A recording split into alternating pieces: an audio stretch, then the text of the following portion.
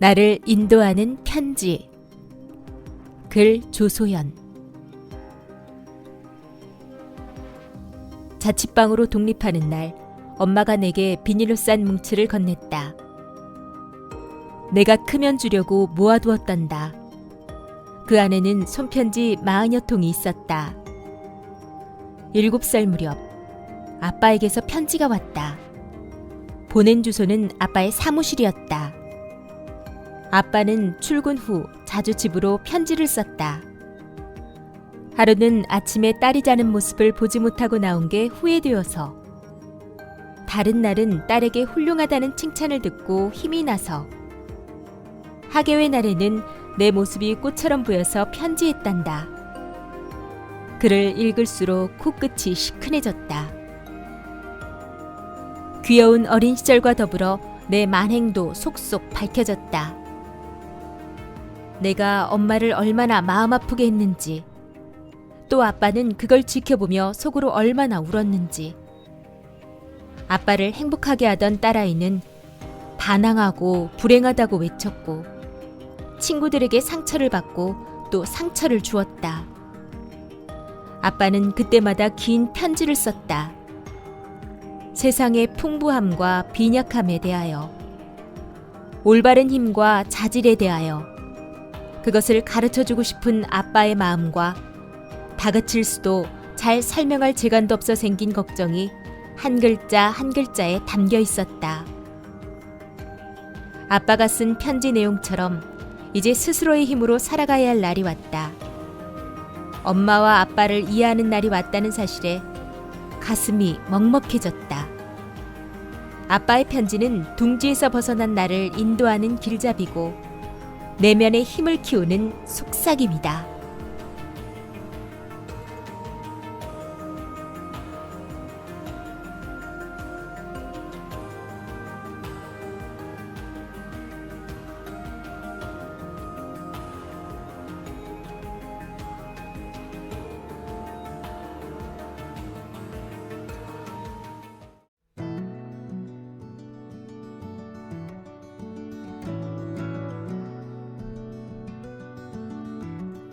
옥수수 이야기.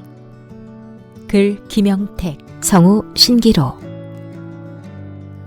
며칠 전 아파트 게시판에 당일 수확한 찰옥수수를 예약 판매한다는 광고지가 붙었다.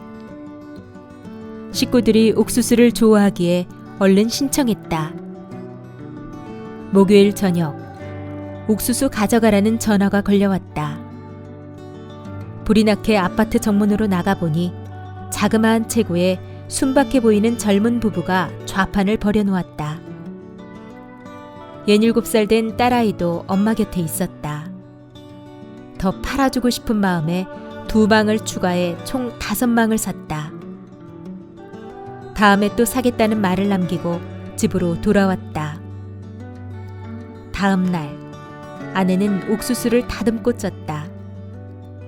김이 모락모락 나는 옥수수는 맛이 일품이었다. 며칠 뒤 다시 옥수수를 사러 갔다. 아주머니가 지난번에 오신 분이네요 하며 반갑게 맞아주었다. 한 망 더 드릴게요. 며칠 전에 더 드리려 뒤쫓아갔는데 어느새 안 보이더라고요. 아주머니가 장바구니에 덤을 담아주며 말했다. 내가 돈을 더 내려 해도 한사코 받지 않았다. 이러면 안 되는데. 마음만으로 충분한데. 뭉클했다. 집으로 왔지만 마음이 편치 않아 다시 현관문을 나섰다. 마감 시간인 6시가 조금 넘고 있었다. 벌써 갔으면 어쩌지? 멀리서 보니 정리하고 있는 듯했다. 서둘러 빵집에 들어가서 아이가 좋아할 만한 빵 한 상자를 샀다. 그러곤 승합차로 빠르게 다가가 말했다. 잠깐만요. 아까 고마워서 사왔어요. 아이에게 건네자 아주머니가 고맙다며 연신 고개를 꾸벅였다. 어느 오후 문자 메시지를 받았다. 지난번 빵 잘 먹었어요. 새 품종 옥수수를 첫 수확해서 맛보시라고 현관문 앞에 놓고 가요.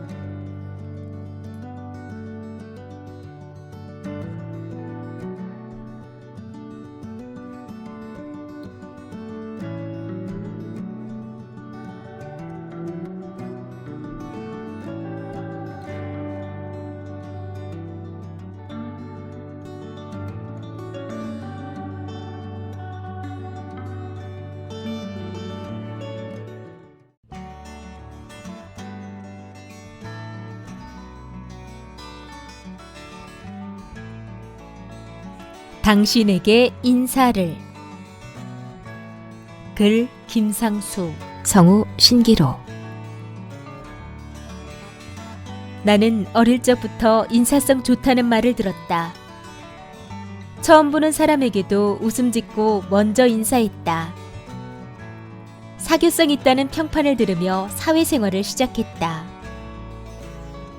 이런 내가 어느 날부터 한 사람 앞에선 인사를 하지 않았다. 바로 직장 상사였다. 타지 생활을 하던 나는 둘째가 태어나면서 가족들과 지내려 집 근처에 일자리를 구했다. 하나 일이 잘 풀리지 않아 상사에게 매일 꾸중을 들었다. 야간 업무까지 하며 노력했지만 상사는 늘 나를 무시했다.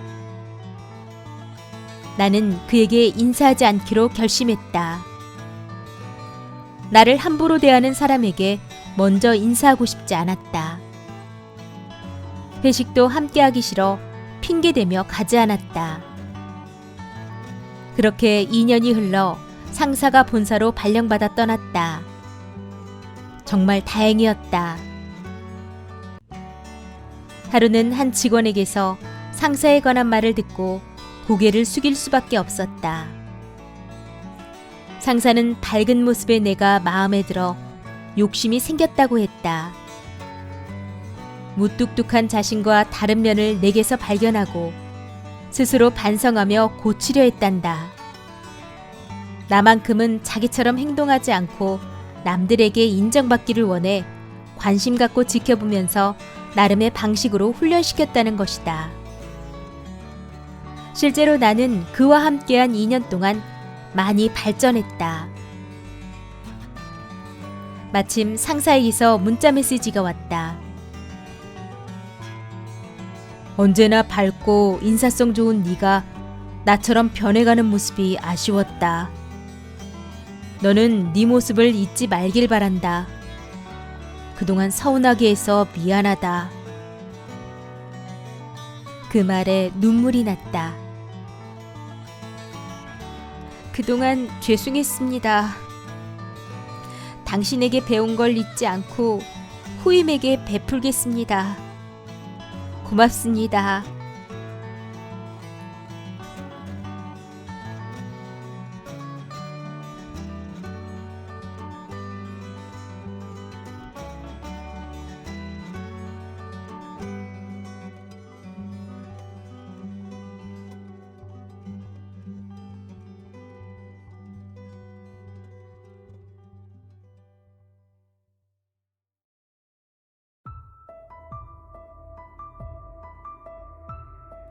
다시 생일. 글 정연주, 성우 신기로. 어머, 동안이네요. 아가씨라고 해도 믿겠어요. 피부관리 자주 받으세요? 화장해주는 미용실 원장님의 말에 괜히 기분이 좋아졌다. 지난 1년 동안 세수는커녕 양치질도 못하고 잔 날이 수두룩한데 이런 칭찬은 얼마나 과분한가. 거울에 비친 내 얼굴이 화사했다. 화려한 금빛 드레스를 보며 언제 또 이런 옷을 입을까 싶었다. 내가 태어난 날, 엄마는 죽으라고 나를 옆으로 슬쩍 밀어두었다고 했다. 할머니는 장남인 아버지가 셋째도 딸을 낳자 밭에서 울었단다. 환영받지 못한 그날을 상상하며 서글펐다. 그래서인지 나는 돌 사진 한 장 없다. 아이를 안고 달래는 동안 사진사가 도착했다. 난산으로 얻은 아이는 건강하게 자랐다. 절로 웃음이 나왔다. 사진사는 딸랑이를 손에 들고 한복 입은 아이를 웃겼다. 잠깐만요. 돌반지 낀 사진 한 장 부탁드려요. 나는 얼른 손가방에서 금반지를 꺼내 아이 손에 끼워주었다. 찰칵! 아이는 까르르 까르르 웃었다. 그래, 어른이 되어 자신의 돌잔치를 상상하겠지? 나는 흐뭇했다. 아이 사진으로 만든 영상도 손님들에게 보여주었다. 그동안 잘 살아냈구나. 나와 아이 그리고 남편이 대견했다. 1년 동안 잘 자라준 소은이와 엄마, 아빠가 입장합니다. 사회자의 소개에 우리 가족은 박수갈채를 받으며 입장했다. 후! 나는 힘껏 촛불을 껐다. 그날은 아이의 생일이 아니라 다시 돌아온 내 생일 같았다.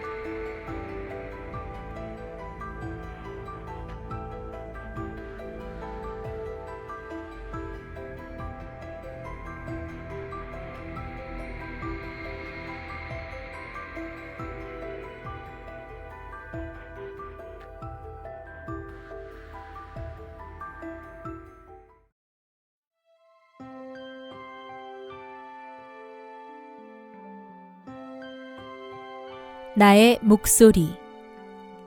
글 김재국, 성우 신기로. 응급실은 일반 외래진료실과 여러모로 다르다. 검사 결과를 설명하는 방식도 마찬가지. 조용한 외래진료실과 달리 응급실에서는 빠르고 정신없이 말하는 경우가 많다. 그날도 한 환자의 검사 결과를 확인했다. 상태가 심상치 않았다. 중환자실에 가야 하며 시술 몇 가지를 해야 하기에 동의서도 여러 장 필요했다. 보호자를 따로 불러 5분 정도 설명했다. 동의서의 설명을 받으려는데 보호자가 볼펜을 받지 않았다.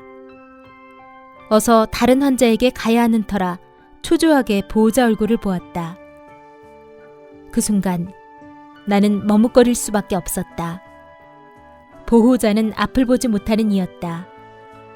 설명하기 급급한 나머지 보호자의 얼굴조차 제대로 보지 않은 것이다. 내가 당황해 아무 말 못할 때 먼저 얘기를 꺼낸 건 보호자였다. 어디에다 하면 되죠? 제 손을 그곳에 놓아주세요. 보호자는 서명한 뒤 자리에서 일어났다. 아무래도 한 번 더 설명해야 할 듯해 보호자를 불러세웠다. 그러자 보호자가 말했다. 솔직히 다시 들어도 다 이해할 순 없을 거예요. 아버지 상태가 좋지 않은 건 선생님 목소리만 들어도 알 수 있어요. 알아서 잘해주실 거라 믿습니다. 침착한 말에 나는 그저 알겠다고 할 수밖에 없었다. 그동안 내가 해온 많은 설명을 되새겨보았다. 환자나 보호자들이 얼마나 이해했을까? 응급실에 있다는 사실만으로 긴장되는데 의사가 난생 처음 듣는 단어를 쏟아내며 동의서를 내민다면 제대로 이해하는 게 더 이상하리라. 이젠 내가 할 수 있는 최대한의 설명을 하려 노력한다. 나의 목소리가 누군가에겐 의지할 수 있는 눈과 귀가 된다는 사실을 깨달았으니까.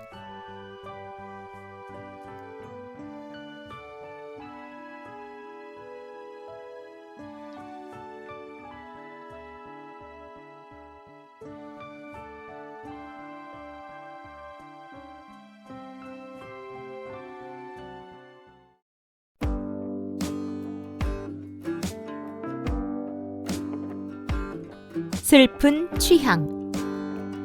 글 정은이, 성우 신기로. 나는 슬픈 것을 좋아하는 사람이더라고요. 슬픈 노래, 슬픈 영화, 슬픔에 대한 것들이요. 평론가 신영철의 말을 들은 건 달리는 차 안에서였다.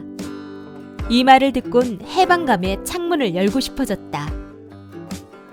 초등학교 4학년, 서태지와 아이들 광풍이 불었다. 나는 서태지와 아이들에는 관심 없고 신해철과 신승훈 사이에서 갈등하는 중이었다.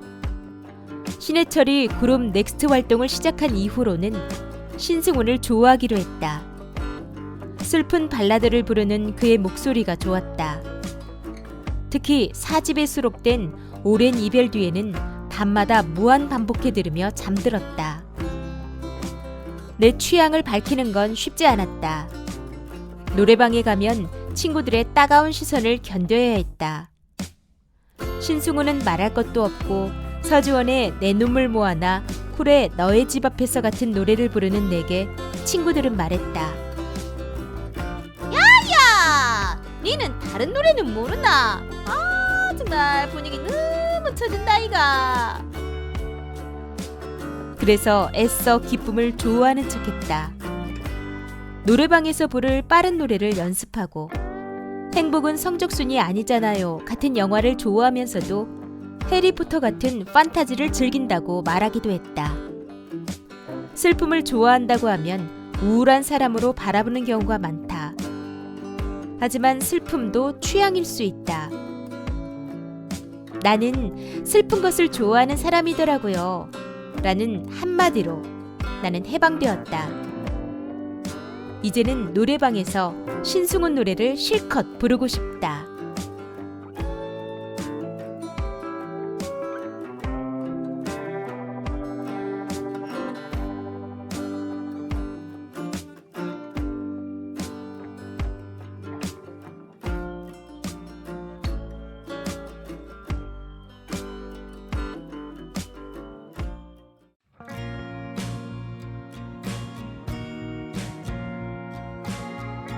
튼튼히. 글 오승현, 성우 신기로. 딸이 결혼한 지 1년이 지나도 임신 소식이 없어 조바심이 일었다. 딸은 산부인과에서 난임 치료를 받으며 출산에 버금가는 고통을 견디었다. 나 역시 길에서도 아이만 보이고 뉴스에서 난임 이야기가 나오면 가슴이 떨렸다. 아버지인 나도 딸의 임신 소식을 간절히 기다리는데 당사자인 딸은 오죽할까 싶어 안쓰러웠다. 하루는 아내가 딸에게서 전화를 받았다. 딸이 엄마, 나는 왜 임신이 잘 안 되는 걸까? 라며 울었단다. 그 말을 듣고 마음이 무너져 내렸다. 그러던 어느 날 임신 소식이 들렸다. 딸이 아기 딸랑이 만드는 모습을 보자 마치 꿈꾸는 듯 했다. 우리 가족은 건강한 아이를 출산하기를 기원하며 튼튼이라는 태명을 지어주었다. 내 인생에서 가장 행복한 순간은 어린 딸의 손을 잡고 어린이집에 데려다 줄 때였다. 아이 뒷모습을 보면 나도 모르게 웃음이 나왔다. 딸도 내가 맛본 육아의 기쁨을 누렸으면 한다. 할아버지가 되어 튼튼이와 이곳저곳을 다니는 꿈을 꾸고 있다.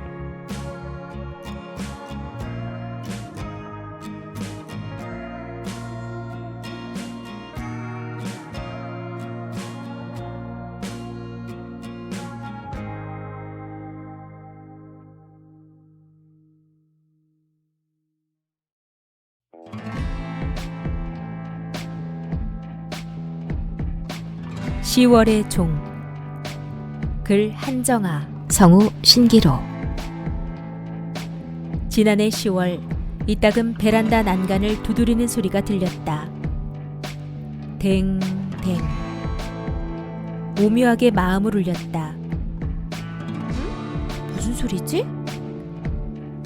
어머니가 나무 한 그루를 가리켰다. 무성한 나뭇잎 사이로 동그란 무언가가 보였다. 난간을 두드려 소리를 낸 범인은 바로 모과 열매였다. 나는 웃음을 터뜨렸다. 모과는 바람에 흔들릴 적마다 우리 집 베란다에 부딪혔다. 나는 가끔씩 들리는 이 소리가 점점 마음에 들었다. 모과 한 알로부터 나는 소리라고는 믿기 힘든 깊은 울림을 듣노라면 어쩐지 마음이 편안해졌다. 경비실에서 가지를 쳤는지 더 이상 소리가 들리지 않게 되자 아쉬운 마음마저 들었다. 댕댕 하는 소리는 절에서 울려 퍼지는 종소리 같았다. 도시 외곽의 아파트에 사는 나에겐 이런 소리를 들을 기회가 적었다. 뜬금없이 찾아온 모과 소리는 고즈넉한 절에 있는 듯한 기분이 들게 해주었다. 나에게 있어 모과는 가을을 알리는 10월의 종이었다. 나는 아파트 화단에 심긴 모과나무의 삶을 그려보았다. 새싹을 틔우고 꽃을 피우고 열매를 맺기까지, 그리고 나에게 10월의 종으로 다가와 그윽한 울림을 전하기까지 얼마나 많은 햇살을 받고 비바람을 견뎠을까. 또다시 찾아올 10월을 기다린다. 나 역시 올 가을에는 단단하고 아름다운 결실을 맺고 싶다.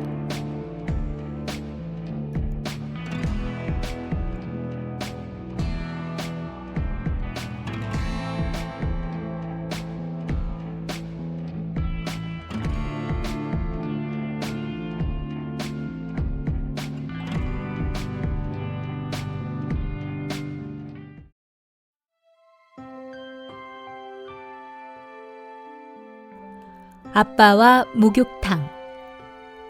글 박노현, 성우 신기로. 휴가를 나와 오랜만에 아빠와 목욕탕에 갔다. 어릴 적부터 함께 목욕탕에 가면 아빠가 때를 밀어주었다. 이번에도 어김없었다. 아빠는 내 몸부터 밀고 난 뒤에 당신 몸을 밀었다. 키 185cm, 몸무게 100kg의 거구를 자랑하는 우리 아빠는 내게 세상 그 어느 나무보다 우람한 그늘을 내어주었다. 나를 지켜주는 그늘이 있다는 사실을 언제나 당연시했다. 유심히 아빠를 지켜봤다. 아들의 때를 밀어준 아빠 이마엔 땀이 송골송골 맺혔고 숨소리도 거칠어졌다. 아빠는 팔이 닿지 않는 부위를 밀어보려 혼자 낑낑댔다. 문득 의아한 생각이 들어 아빠에게 물어보았다. 아빠, 건장한 20대 아들이 둘이나 있는데 왜 아빠는 혼자 때를 밀어? 이리 줘요. 내가 등 밀어줄게. 아빠는 아직 자식에게 기댈 만큼 힘없지 않아. 나중에 더 나이 들어 기운 없어지면 그때 밀어줘. 아빠는 웃으며 말했다. 순간 울컥했다. 자식의 나이와는 상관없이 체력이 다할 때까지 힘든 티를 내지 않으려는 부모의 마음을 그제야 조금이나마 헤아렸다. 나는 이제 다 컸고 군대에 가서 수백일간 훈련받은 어엿한 성인이다. 하지만 아빠 눈에는 여전히 병아리처럼 어리고 그늘 밖에 두면 불안한 새끼일 뿐인가 보다. 나는 아빠의 떼수건을 빼서 말없이 밀어주었다. 아빠는 내심 기분이 좋은지 2번 거절하지는 않았다.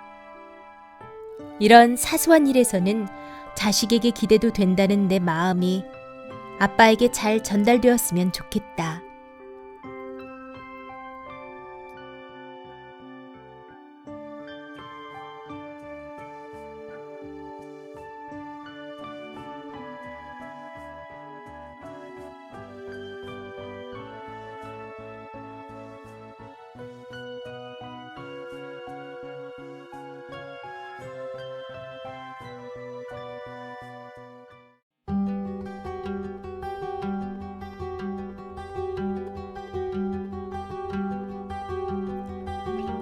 산소.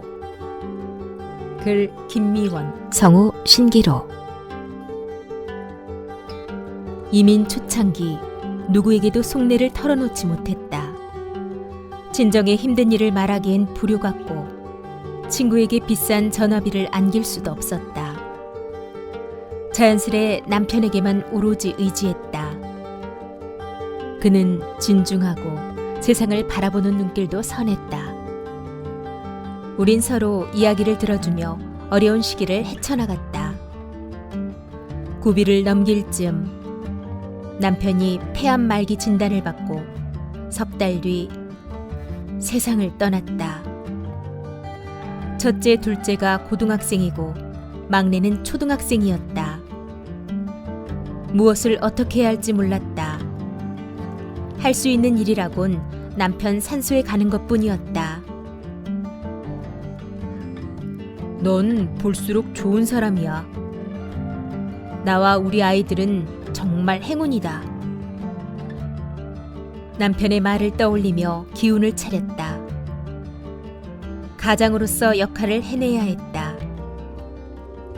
산소에 가는 길부터 울분이 가라앉는다. 도착해 속을 털어놓으면 가슴이 후련하다. 여보, 나왔어. 나랑 좀 더 살다 가지. 여보, 자기가 하늘에서 힘 좀 써줘. 우리 아이가 졸업했어.